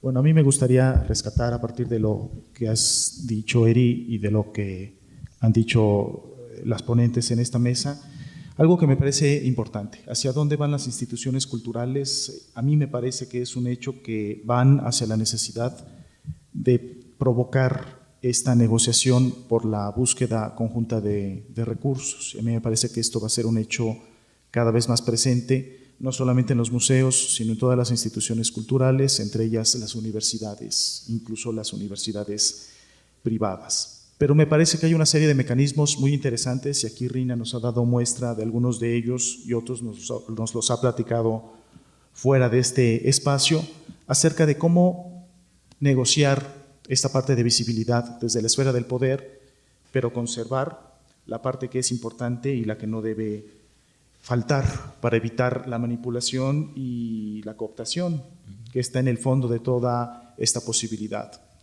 y que tiene que ver con decisiones estructurales.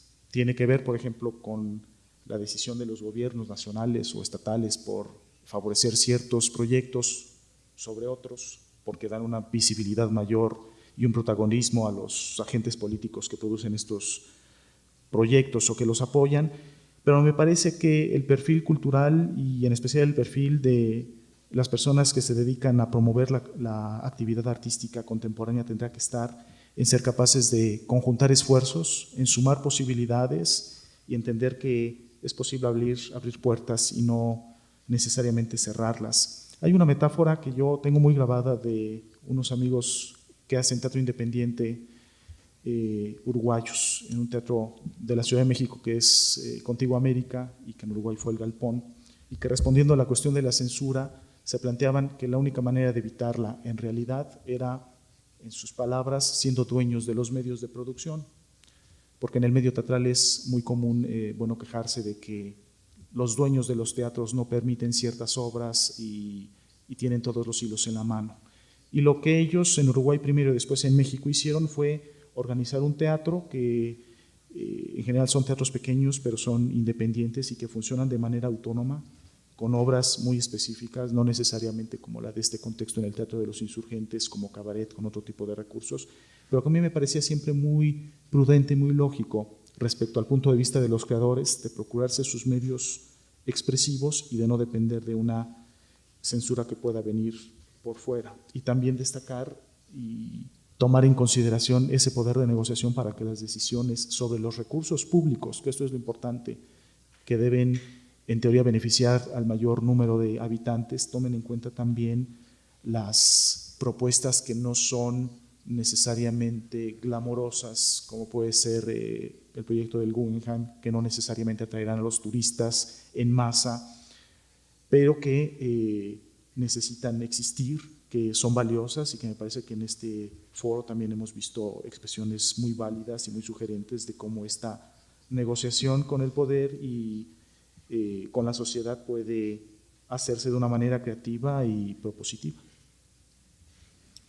Bueno, yo creo que en ese sentido también, ahorita que hablabas de censura, yo me preocupo en el sentido de que puede existir en ese contexto una autocensura que poco a poco se está dando, porque si no cumples con ciertos requisitos, no puedes lograr lo que te permitiría llevar a cabo tu proyecto.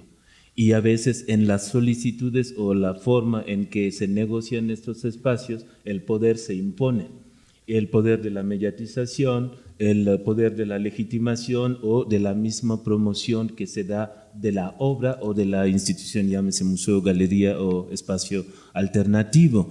E incluso dentro de las prácticas alternativas también, yo creo que hay lo que en la mañana se señaló en el caso del artista entrepreneur o el artista emprendedor, empresario, activista, filántropo, etcétera, o sea, que se está consolidando cada vez más. Un punto que incluso en la comparación que hizo Walter entre el fútbol y el mundo que estamos debatiendo, yo me pregunto si hoy día la figura del metrosexual, por ejemplo, no existe en las artes visuales, como personaje que en un momento dado puede ser más entrepreneur, menos artista, pero tiene esta habilidad de corromper ciertos obstáculos hasta llegar a posicionarse en lo legítimo, en lo famoso normal que se decía el otro día. Entonces yo creo que también a la misma vez que estamos criticando los peligros, los riesgos que puede haber en la alianza entre artistas, productores, investigadores y patrocinadores, creo que hay una justa medida que hay que tomar. No hay que satanizar, tampoco hay que santificar, sino tener una conciencia plena con quién estoy negociando y de qué manera esta negociación puede beneficiar a la mayoría.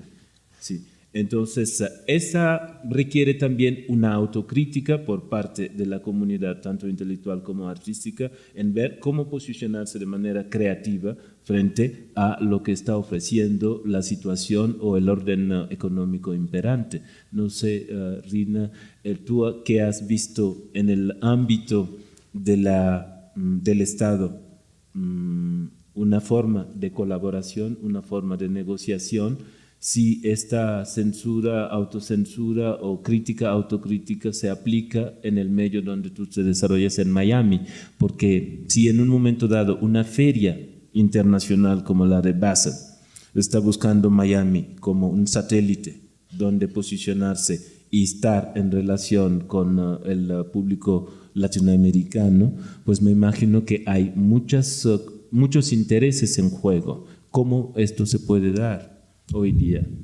Bueno, nosotros tenemos en este momento muchas presiones. Por un lado, estamos buscando independencia de la fundación y además la fundación también quiere independencia de nosotros, del museo. Pero mientras vienen, como yo mencionaba, nos estamos volviendo un objeto de deseo en Miami por la calidad del trabajo que estamos haciendo. Entonces, por ejemplo, Porsche vino, el jefe de promoción de Porsche en Estados Unidos vino a hablar con nosotros y nos dice, ustedes y Porsche son muy parecidos. Ustedes tienen un alto nivel, son pequeños, pero tienen un alto nivel de calidad como nosotros queremos patrocinarlo.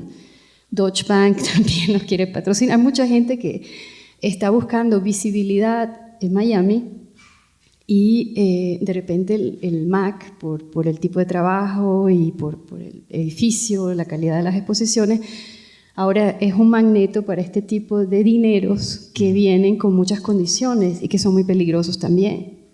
Entonces, mi papel en todo esto, nuevamente el mismo del que hablaba Corinne, tratar de defender la integridad de los programas y de la misión de la institución, de evitar este tipo de, recibir el dinero si viene sin compromisos en cuanto a la ética de los programas y a la integridad de los programas que estamos haciendo. Ahora, yo tengo una junta directiva y tengo una junta asesora extraordinaria de especialistas de museo que apoyan la institución, pero luego también tengo la junta directiva que quiere dinero a toda costa, que recibamos cuánto dinero sea posible. Entonces, yo como especialista y como directora del museo negocio los límites, pero luego yo también tengo presiones que vienen de la junta que me gobierna a mí. Entonces, esta negociación siempre es muy frágil. Y mientras yo pueda seguirla haciendo y manteniendo el territorio legítimo y de integridad del trabajo que se está presentando allí de los artistas, yo sigo allí. En el momento que esto no se pueda hacer, pues tengo que irme a otra institución. Pero yo soy muy optimista, yo pienso que siempre tenemos que seguir haciendo este tipo de mediación hasta que ya no se pueda más, pero lo sigues haciendo en el próximo sitio que te vayas. O sea, yo creo que eso es parte del amor que le tenemos al trabajo que hacemos y por eso estamos a cargo de instituciones, porque creemos en ese proyecto. Pero es una situación muy ambigua y siempre en un borderline, en un límite muy tenue. I think it's very interesting, the case of Miami. I don't know very well Miami. I haven't been there for a while. But I know better the Basel story. And now, evidently, it has a lot. It's a connection which is so strong. What is maybe interesting is to think how a private company and private collectors have incredibly been active actors in the history of Basel museums for a very, very long time, like the Kunstmuseum of Basel. Some of you may know Schaulager, this new place right in Basel, which has been spoken a lot about. Well, the Schaulager is run by a foundation which come from a family, a Basel family, which this family, in fact, early 20th century, has been buying a lot, not to say most, of the works that are in the Kunstmuseum of Basel regarding the first half of the 20th century works. So there is, with the art fair of Basel, with the involvement in the public institution of Protestant families and a big company, Basel company, in the development of museum in the cities of Basel, which is a city which has so many museums for a small place. I mean, it's not such a big city. I think here we have a very interesting study case of, it's a really strong study case of Western public policies, how Mecena sponsorship has totally transformed the capacity of the museums to evaluate and evolve as a major actors of the development of the city of Basel. And I'm just saying that because I think it would be interesting to kind of think, in this study case, it's not by chance it's in Miami, what are we confronting here in terms of this history of the Basel Art Fair? It's extremely strong link with the construction of institutions in the city of Basel. Por otro lado, yo creo que también en cuanto la manifestación de esos apoyos, hoy día gracias a la tecnología, pero también gracias a esa interacción tan intensificada por la economía, vemos que academias cada vez más son sustituidos por las nuevas que pueden llamarse bienales, ferias, premios que se van dando un poco en todas partes. Y curiosamente me llaman la atención dos fenómenos. Por un lado, me acuerdo que el surgimiento de la Bienal de La Habana era el hecho de la ausencia de artistas de las márgenes en el espacio del mainstream que podría ser tanto Venecia o Documenta. Y en esa bienal se decía que pues, se podría ir superando pues, todos los problemas que se encontraban en las otras. Y mi primera reacción en la primera visita de la Bienal de La Habana era ver sobre todo las formas de censura que se daban en la Bienal. Y el gobierno, pues yo no sé si políticamente correcto o diplomáticamente, trataba de siempre taparlo, pero era obvio cuando uno visitaba los espacios. Y vi esa necesidad de conexión de las periferias a ese juego del mainstream, abriendo bienales en todas partes. Y en el caso de África hay dos que son simbólicos. La Bienal de Johannesburgo, que nada más tuvo 2 sesiones. La primera, pues que fue justo después del apartheid, abriéndose como una puerta en donde pues el mercado fue el primero en presentarse a ver qué podía explotar en ese sentido. Y curiosamente la Bienal se volvió un gran teatro porque todo lo que se buscaba era para exportación. O sea, no era realmente fomentar un arte para que fuera efervescente el panorama local, sino era buscar nuevos productos, amenizar el menú para el consumo global. Y la Bienal de Dakar, que es una bienal que el gobierno ha instrumentado para también tener su visibilidad en ese terreno. Y curiosamente en la Bienal de Dakar el gobierno tiene muy poca parte de financiamiento en las operaciones, pero mantiene la estructura administrativa para controlar lo que entra y lo que no debe de entrar. Y también uno se pregunta, bueno, después de ya desde 92 a la fecha, ¿cómo es posible que estas actividades no lleguen a producir una documentación referencial que podría utilizarse en las instituciones educativas o en los espacios de análisis para un mejor entendimiento en el espacio local? Entonces, aquí la verdad mi pregunta es, ¿qué pasa en esa transferencia de responsabilidades que hoy día uno se pregunta, ¿cómo es posible que una bienal que se está dando, que es la única incluso, creo que la del Cairo, que nada más se dedica a África del Norte, ¿cómo es posible que una manifestación de ese tamaño solo sirva para una migración que hoy sí está aceptado, mientras la otra que sabemos que se topa con todos los riesgos del mar, pues sufre el embate de que aquí no vengan?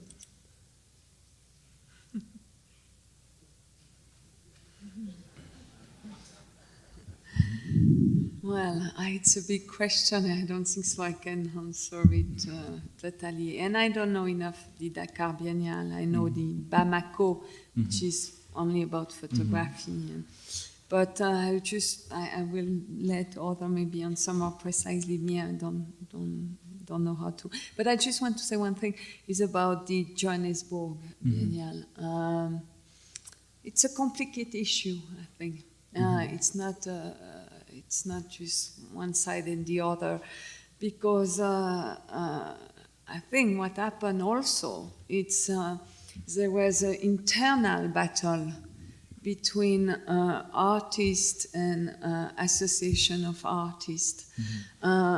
It was extremely strong. I mean, I don't know if you were or anyone in Johannesburg after the decision of closing, of not continuing the biennial, there was a real battle of what should be the public policies about developing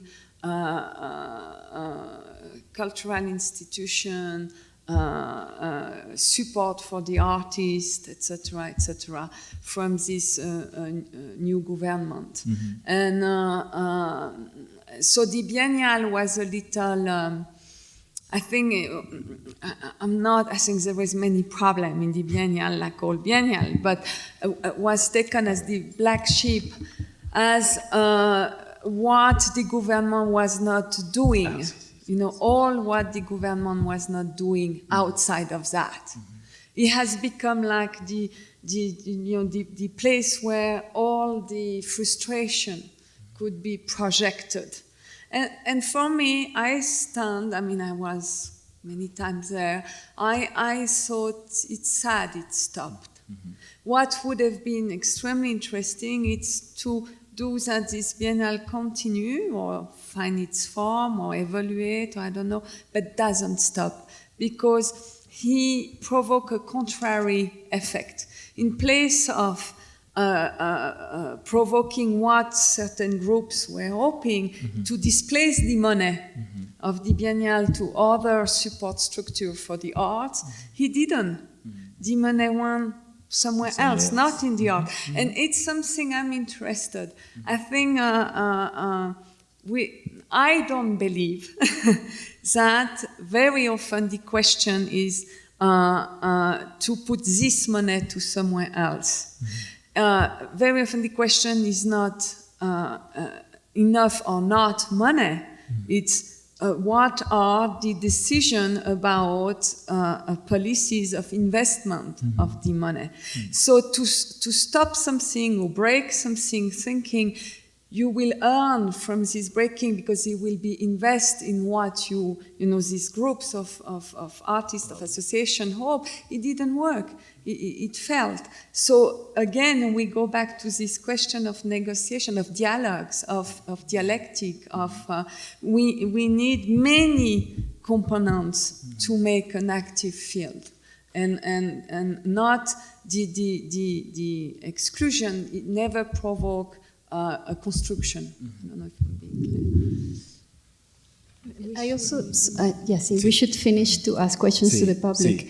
But I also think that some of those monies are never intended for developing the local culture. They have political agendas, but it has its good sides too, because a biennial gives, the opportunity to artists to get their work exposed to specialists, to people from the same, continent, that, you can get all other types of benefits by participating on them, even though there are all kinds of unfairness in terms of the support for the local arts of the same government that's financing the biennials. In general, the biennials are very much about propaganda for a particular private donor or companies or government entities. So it's a whole different, it's the same kind of money that you were talking about.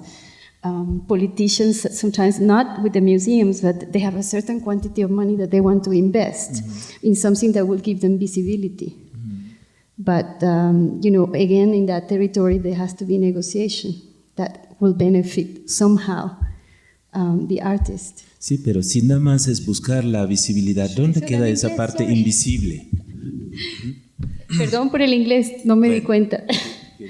Should we Sí. open? A ver, vamos a pasar la palabra a José Francisco y luego lo abrimos el debate al público. Muy brevemente, yo lo que quisiera hablar, me parece muy interesante el punto de vista de Eri. Transferencia de responsabilidades. ¿No será que estamos asumiendo de entrada responsabilidades que se están redefiniendo?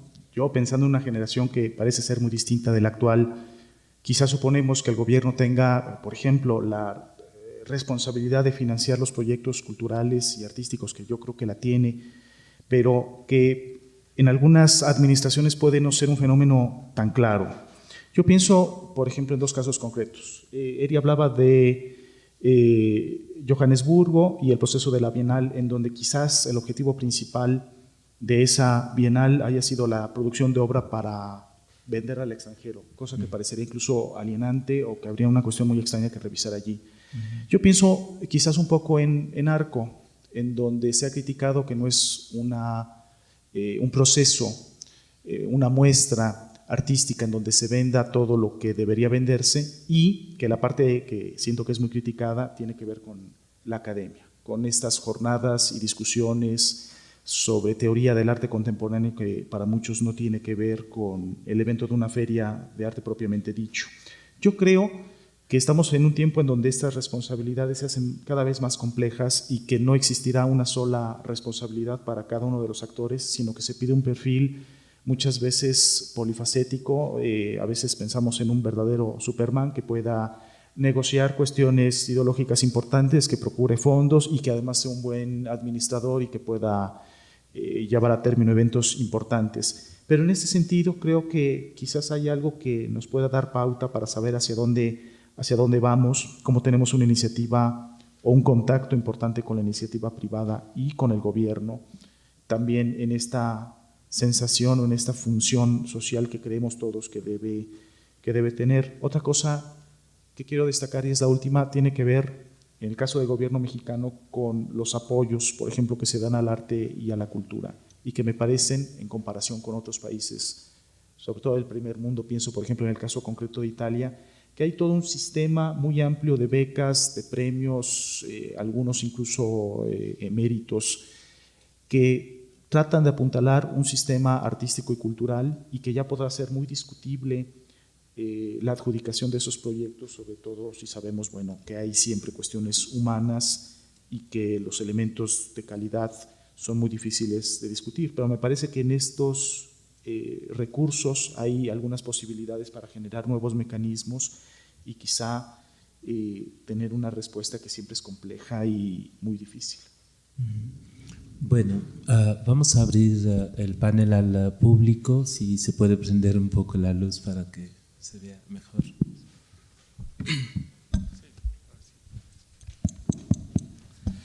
Buenas tardes. Yo quisiera solamente hacer 2 o 3 comentarios.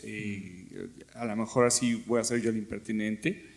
México es un país de sordos y de idiotas. Ya lo dijimos hace muchos años, lo volvemos a repetir, porque no tenemos historia. La historia la escriben los vencedores. Pareciera que el CITAC se haya convertido en una nueva historia de vencedores, o en una historia que tiene unos determinados puntos de afirmación y de avance, cuando en realidad se están rezagando muchas cosas. Hemos pasado de un dolor romántico de decir, cerró el Museo de Monterrey, escribamos una carta de protesta y no pasa nada. Cerró el Centro Cultural de Contemporáneo y los cínicos decían, no importa, es un museo privado, es el Museo de Televisa, que cierre, que se joda. Luego nos dimos unas palmaditas en la espalda de condescendencia y diciendo, no importa, la Fundación Televisa vuelve a hacer girar la colección, vuelve a apoyar el CITAC, vuelve a apoyar una cantidad de actividades culturales que le son benéficas para verse bien. Pero siguen habiendo asignaturas pendientes. Ayer se hablaba del MUCA Roma como si fuera un espacio, y lo entrecomillo, aparentemente alternativo, cuando la UNAM tiene un conjunto de programas exigentes, satelitales, como pueden ser los programas culturales de las ENEPs, Aragón, X y Y dentro de la Ciudad de México, o su Escuela de Artes en Tasco, o su escuela en diferentes puntos de la República Mexicana que tienen centros culturales y programas de atención a las artes visuales. Ahora, por ejemplo, nadie habla en voz alta de la destrucción lentamente del Museo Universitario del Chopo. ¿Por qué? Porque el Museo del Chopo, sus programas de exposiciones a lo mejor no son atractivos últimamente. Entonces, no importa que destruyan un edificio alemán de 1880, porque no es importante en la agenda de nadie. Y así muchísimas cosas.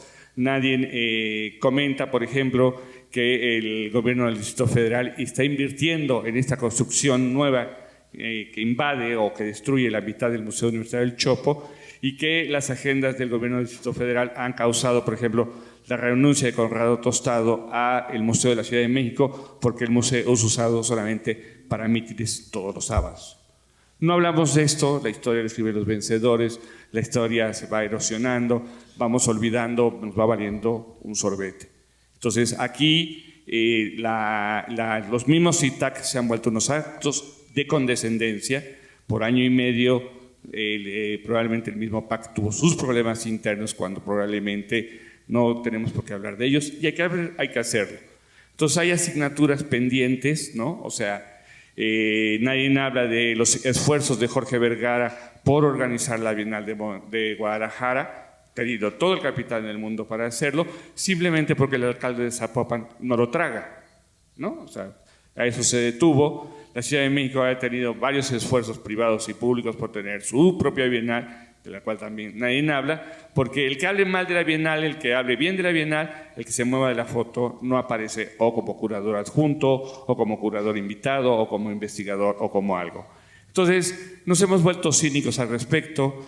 Vamos viendo cómo cierran y abren las cosas, nos vamos dando unas palmaditas en la espalda, si estamos cerca de ser invitados a organizar proyectos o no, y nos hemos vuelto terriblemente cínicos, porque ahí están nuestros sueldos, ahí están nuestras ganancias seguras dentro del Sistema Nacional de Creadores, dentro del Fondo Nacional de la Cultura y las Artes. Criticamos en privado o en público la política cultural del gobierno mexicano, sea priista, foxista o perredista, porque de alguna manera seguimos viviendo de nuestro chayote feliz. Entonces, habría que ser más autocríticos, habría que no soslayar la historia pendiente. Ayer se le hace una pregunta al doctor Cuauhtémoc Medina, y en efecto, estando aquí el director del Centro Nacional de Investigación de las Artes Plásticas del INBA y estando el maestro, el doctor Cuauhtémoc Medina, dicen sí, desgraciadamente desde el 68 los centros de investigación no escriben la historia de este país, sigue habiendo otra asignatura pendiente.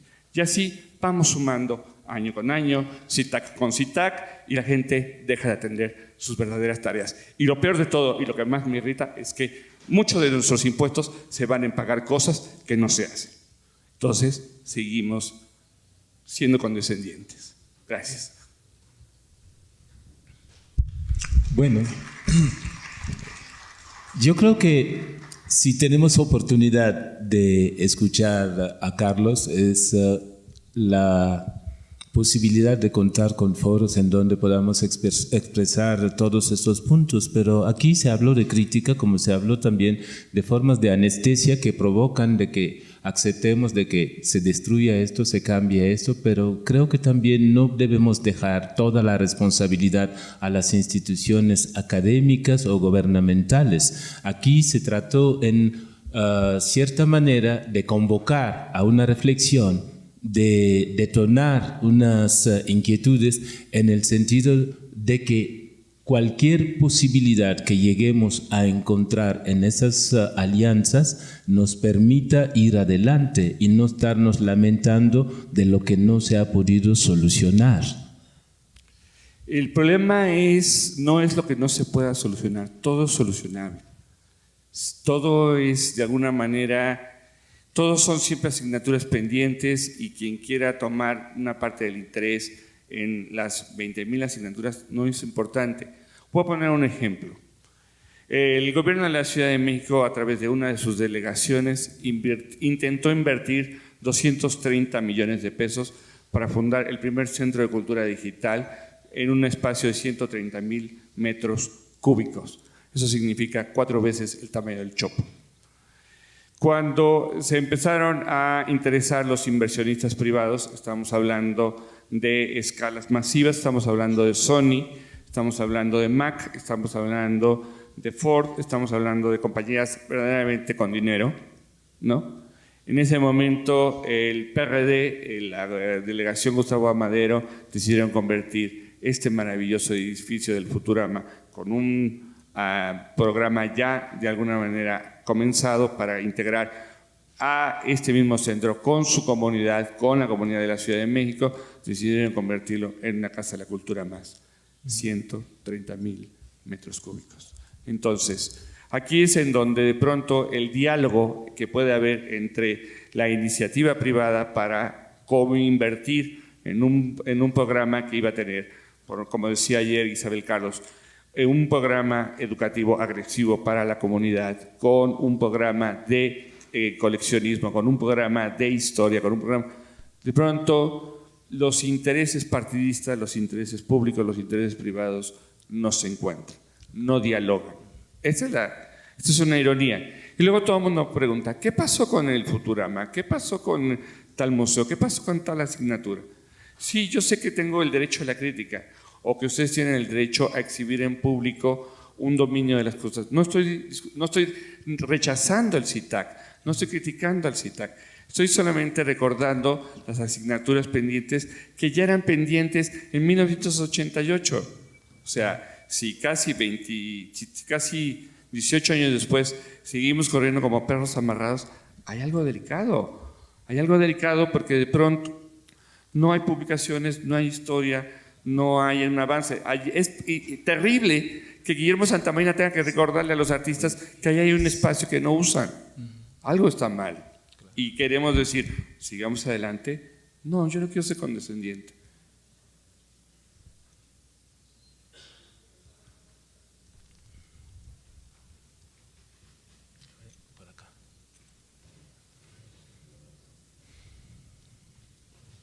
Bueno, tengo muchas inquietudes que me surgieron a partir de este panel y de la maravillosa conferencia de Walter Graskamp, que me pareció muy también provocador de muchas cosas. Quisiera ahorita nada más comentar dos que me interesaría mucho saber qué nos pueden aportar los ponentes al respecto, ¿no? Uno de ellos, que creo que como toda la mesa y todo este día remitió un poco a él, es cuáles deberían de ser los foros o los espacios en, digamos, el medio profesional de las personas que pues estamos comprometidos con el arte, con la tarea que pensamos que se puede o debe hacerse en los museos, independientemente de cómo los definamos, que puede ser diferente. ¿Qué pasa con los espacios o cuáles deberían ser o pueden ser o son los espacios de reflexión y mediación ética? Bueno, me pareció muy interesante algo que comentó Rina, que creo que muchos lo hemos vivido, de vivir con contradicción, ¿no? Y creo que es parte de nuestra realidad en este ámbito cultural. Creo que las contradicciones no van a desaparecer y seguramente irán aumentando, ¿no? Pero sí me parece importante en foros de este tipo y otros que como personas que estamos en este medio veamos cuáles son los espacios que existen o que debemos de construir para tener espacios de mediación y en un momento dado de impugnación ética, ¿no? Y qué características deberían de tener en un campo tan, pues podemos decir, flexible o resbaloso como es el campo del arte, ¿no? Que tal vez es como muy diferente o tal vez no tan diferente como espacios que tienen que ver con los derechos humanos, etcétera, ¿no?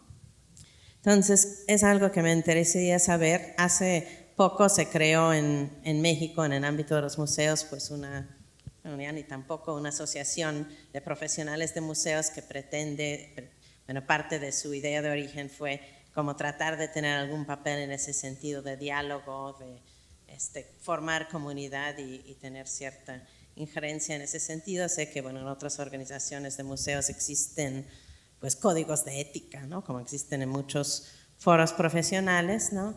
Me interesaría saber qué piensan los ponentes al respecto, si es factible que existieran como códigos de ética para el campo de la cultura o por lo menos foros de discusión y mediación en ese sentido que de alguna manera sirven para reforzar las relaciones entre los profesionales en ese sentido y crear como un frente común mayor ante pues estos pues dilemas y problemas éticas que surgen en nuestro campo, ¿no?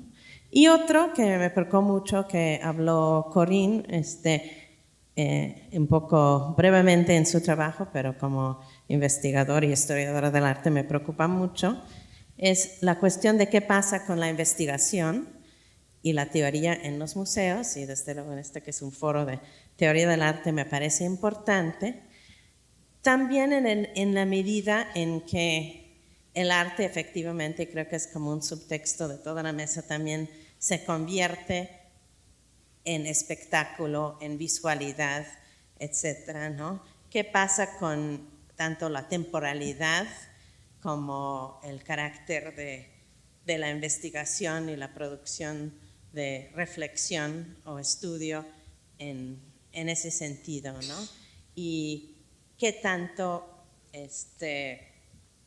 pues la producción de investigación y teoría también queda sujeto en términos también de sus posibilidades de apoyo, tanto institucional como tanto de las propias instituciones, universidades, etcétera, como pues apoyos externos, que tanto también estamos inmersos, tal vez más inmersos que lo que pensamos, tanto por el carácter del objeto de estudio artístico como por pues estos mismos fuerzas que se han mencionado, que tanto estamos inmersos en ese problema de esta especie de catch-22, ¿no? de lo público y lo privado, ¿no? Hasta qué punto nuestra investigación también es un objeto, podemos decir, de comercio, ¿no? Y lo vamos ajustando, nuestras publicaciones, nuestros trabajos, hacia las posibilidades de financiamiento, ¿no? Simplemente para mencionar un caso que en México creo que es muy pues, evidente, pero también en otros lados, ¿no? La medida en que nuestras publicaciones en muchos casos están vinculados a fenómenos de visibilidad, como son las exposiciones, y sé que esto pasa también en Estados Unidos, que muchos editoriales prefieren publicar un texto de historia del arte cuando está vinculado a una exposición, ¿no? Entonces, de alguna manera, la teoría o la reflexión histórico-artística también deviene objeto o sujeto de esta problemática.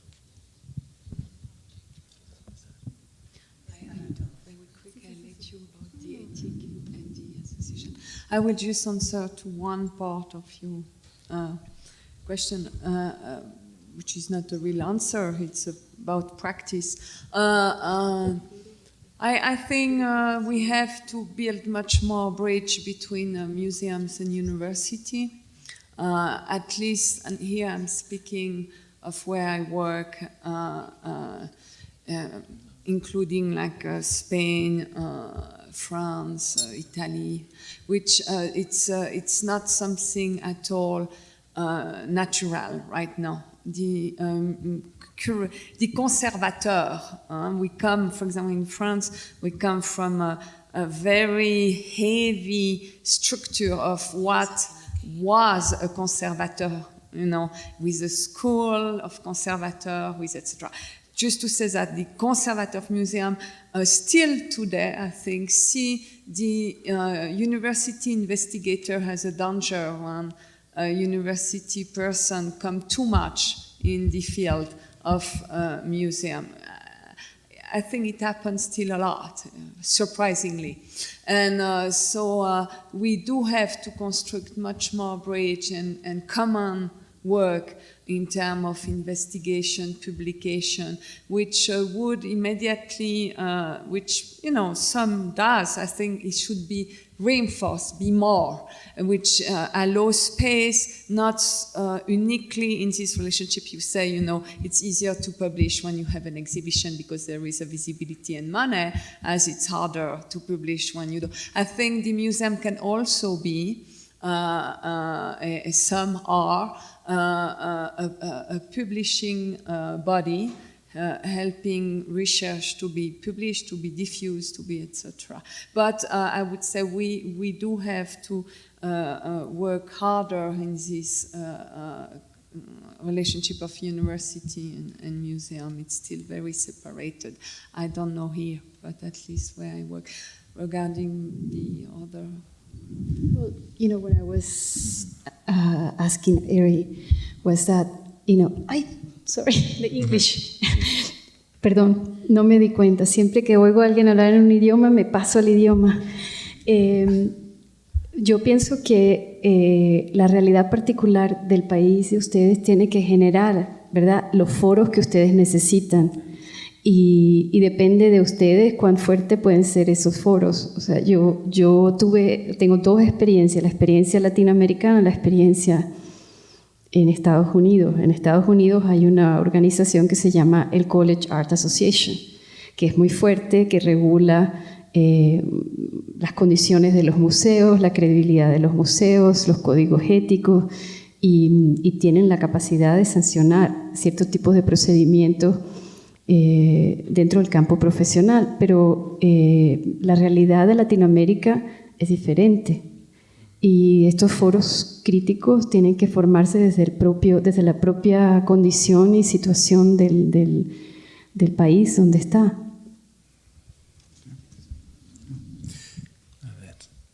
Yo creo, sí, yo creo que efectivamente cada espacio tiene que generar algo propio de acuerdo a las condiciones a las que está atravesando. Y lo que hemos visto en todos estos recorridos hay una reconfiguración tanto de espacios, hay una reconfiguración de identidades, una reconfiguración de propuestas que hoy día tienen que ajustarse a esa medida. De lo contrario, pues sería la imitación por la imitación o la repetición de ciertos modelos que no generan más que extravios. Entonces, en ese sentido, creo que no podemos desde este panel pensar en lo que se debe de hacer como una fórmula, sino al contrario, es activar nada más esas inquietudes para que de aquí cada quien surja con para poder desarrollarlo de acuerdo a las circunstancias que confronta. Ok, muchas gracias a todos. Perdón que ya vamos un poco avanzada en la hora. Corinne tiene que irse al aeropuerto y con esta idea de pasar a la acción, dejamos la teoría y empezamos la práctica. Agradezco a todos por estar por estos días, la contribución de los panelistas, la especial contribución de las intérpretes y traductoras y de los voluntarios que nos han ayudado mucho todos estos días. Muchísimas gracias a todos. Hasta el 6º SICTAC el año que viene.